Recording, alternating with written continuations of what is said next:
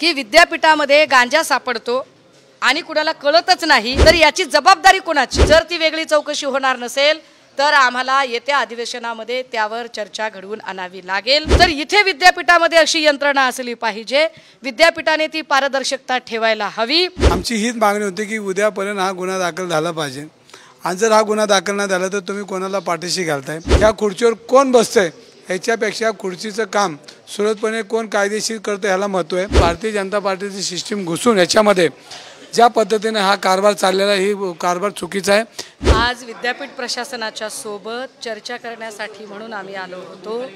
या चर्चेमध्ये कुलगुरू गोसावीजी, प्रभारी काळकर आणि रजिस्ट्रार खरे असे 3 विद्यापीठाच्या वतीने प्रतिनिधी म्हणून चर्चेला उपस्थित होते। यात काही महत्त्वाचे 5 मुद्दे चर्चेला आणलेले होते। त्यामध्ये G20च्या काळामध्ये विद्यापीठामध्ये लाइटिंगच्या नावाखाली 2 कोटीचं टेंडर घेतलं गेलं आणि त्याचे जवळपास 1,65,00,000 रुपये खर्च केले गेले। दुसरा मुद्दा, रस्त्याच्या कामाच्या नावाखाली वेगळा फंड खर्च केला असं दाखवलं गेलं, पण ते काम त्या क्वालिटीचं म्हणजे अगदी त्याच्या 25% खर्च झाले नाही। तिसरा मुद्दा म्हणजे इथल्या विद्यापीठातल्या राहणं असेल, पॅरासाइट असेल, इथल्या जेवणाची प्रत असेल यावर। पण सगळ्यात महत्त्वाचा मुद्दा असा होता की सिनेट मेंबर रोहित पवार आले होते तेव्हा त्यांना भेटायला NSUI आणि SFIच्या विद्यार्थी प्रतिनिधी भेटायला गेले होते, कारण SFI आणि NSUIच्या विद्यार्थिनींना इथे ABVP कडून मारहाण झालेली होती। याच्या उलट ज्यांना मारहाण झाली आहे त्याच विद्यार्थिनींवर गुन्हे दाखल केले गेलेले होते। त्या विद्यार्थिनींनाही आज या चर्चेसाठी बोलावलं गेलेलं होतं आणि यावर रजिस्ट्रार असणाऱ्या खरे यांनी एक शब्द वापरला ज्यावर आम्ही फार जोरदार आक्षेप घेतला होता। ते असं म्हणाले की काही नक्षलवादी संघटनांच्यासाठी नक्षलवादी कोणी घुसू नये म्हणून आम्ही प्रयत्न करतो। कोण नक्षलवादी आहे ते त्यांनी आम्हाला स्पष्टपणे सांगायला हवं। दुसरी बाब अशी की विद्यापीठामध्ये गांजा सापडतो आणि कुणाला कळतच नाही, तर याची जबाबदारी कोणाची? कारण आज 13 दिवस झाले अजूनही त्याच्यात गुन्हा दाखल झालेला नाही। त्यांचं असं म्हणणं होतं की आम्ही काल प्रक्रिया सुरू केलेली आहे आणि आम्हाला प्रक्रियेला वेळ लागला। ही प्रक्रिया कोणती आहे ती आम्हाला कळली पाहिजे, कारण जर समजा विद्यापीठात एखाद्या विद्यार्थिनीवर काही जोर जबरदस्ती झाली, अतिप्रसंग झाला, एखादा खून पडला, एखादा बॉम्ब सापडला, तर काय 13 दिवस प्रक्रिया म्हणून ते त्याच्यासाठी विचार करत बसतील का? का बरं तो इतका वेळ लागला? आम्ही लगेचच तिथे उपस्थित असणाऱ्या बैठकीतले या हद्दीचं काम बघणारे PI कुलकर्णी यांना प्रश्न विचारला तेव्हा ते असं म्हणतात की आम्हाला काल नाही तर आज माहिती मिळालेली आहे गांजा सापडल्याची। या सगळ्या चर्चेच्या उपरांत 5 मुद्दे आता विद्यापीठाने मान्य केलेले आहेत।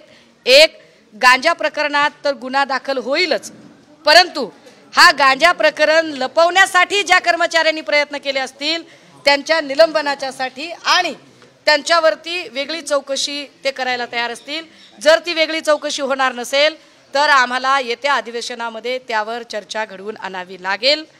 मुद्दा क्रमांक 2, जो आता माध्यमांनीही उपस्थित केला की एखादा कॅमेरा तोही चुकून गनिमी काव्याने आत जातो, पण मात्र तिथे कॅमेरे पोचू दिले जात नाहीत। यावर त्यांचं म्हणणं की कारण विद्यापीठामध्ये पोलीस प्रशासनही सांगतं की जोपर्यंत विद्यापीठ प्रशासन सांगत नाही तोपर्यंत पोलिसांनाही कळत नाही की विद्यापीठात काय घडलंय। तर इथे विद्यापीठामध्ये अशी यंत्रणा असली पाहिजे, विद्यापीठाने ती पारदर्शकता ठेवायला हवी की एखादी चर्चा घडत आहे तर ती माध्यमांनाही पोचली पाहिजे आणि पोलिसांनाही त्यात सहभागी करून घेतलं गेलं पाहिजे। यावर सुद्धा आजच्या बैठकीमध्ये चर्चा झाली। तिसरं, NSUI आणि SFIच्या ज्या मुलींवरती गुन्हे दाखल केले गेले फक्त रोहित पवारांची भेट घेतली म्हणून, ते गुन्हे स्क्वॅश करण्याच्या संदर्भाने विद्यापीठाने पत्र पाठवलेलं आहे। पत्र पाठवलेलं आहे असं ते म्हणाले, पण नेमकं काय झाले ते आता आम्ही अजून एकदा बघून घेऊ। मला वाटतं रवी भाऊ बोलतील। रक्त नमुन्यामध्ये फेरफार झाला म्हणून सगळं प्रकरण पुढे आलं आणि डॉक्टर अजय तावरे आणि डॉक्टर हरनोळ यांची अटक झाली। खरं तर ती अटक आपण 8 महिन्यापूर्वी मागितलेली होती, ती आता अटक झाली। गेली कित्येक दिवस या विद्यापीठामध्ये वादळग्रस्त विषय होत आहेत।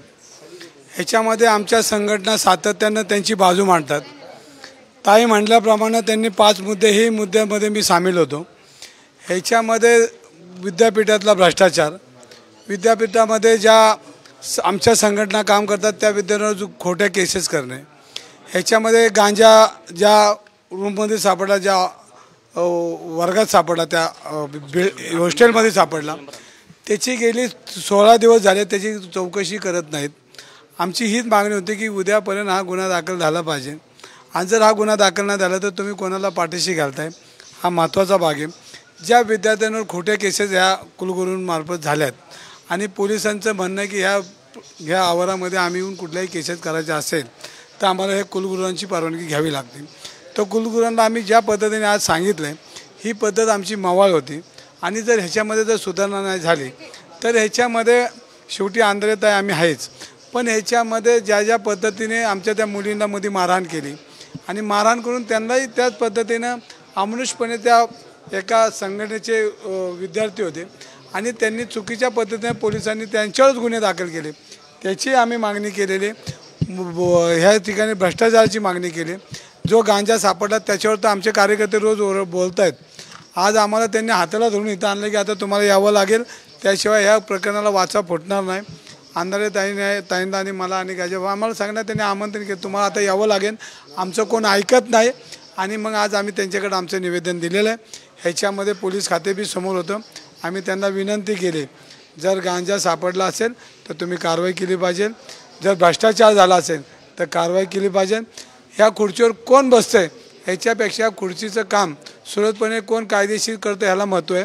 ह्याच्या अगोदरचे जे कुलगुरू होते त्यांनी जो भ्रष्टाचार केला आहे, फर्निचरपासून पडद्यापासून ह्याचीही चौकशी झाली पाहिजे.